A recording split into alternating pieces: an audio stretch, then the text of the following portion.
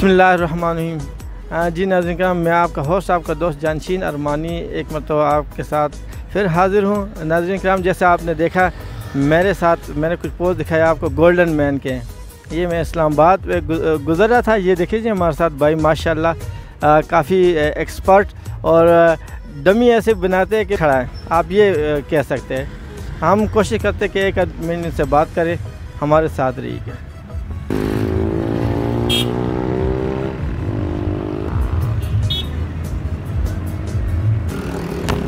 मोहतरम भाई अस्सलाम वालेकुम। वालेकुम अस्सलाम। क्या हाल है जी? ठीक ठाक है, अल्लाह का शुक्र। अरे भाई आपका नाम क्या है? मोहम्मद शान। हाँ शान भाई, ये मुझे बताया कब से कर रहे हैं ये गेटअप? माशाल्लाह 1 साल हो गया। 1 साल हो गया। इसमें रंग का कितना खर्चा है? तकरीबन 1000 रुपये हो जाए। 1000 रुपये कलर का खर्चा है। फिर ये आप उतारते किस तरह ये? बस फिर चेंज कर लेते हैं कपड़े और पहन लेते हैं। अच्छा। फिर शान साफ़ कर लेते हैं चेहरे। शान भाई मुझे ये बताइए, गुजारा हो जाता है? जी अल्लाह का शुक्र है, हो जाता है। अच्छा, आप जजमेंट नहीं हो सकते? आप इस तरह खड़े होते जैसे बंदा कह रहे डमी है या मुजस्मा खड़ा है, ये किस तरह शौक़ पड़ा?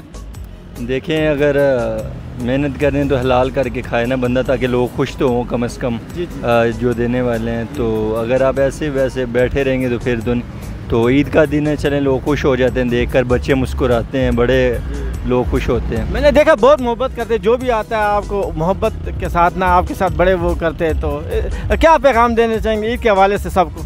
जी, तो पहली तो बात यह है कि उनको तावन करना चाहिए कि गर्मी बहुत है, और दूसरा ईद है, और ईद अपनी फैमिली के साथ बच्चों के साथ गुजारें, क्योंकि ईद किस्मत वालों को मिलती है, और एंजॉय करें प्यार मोहब्बत के साथ।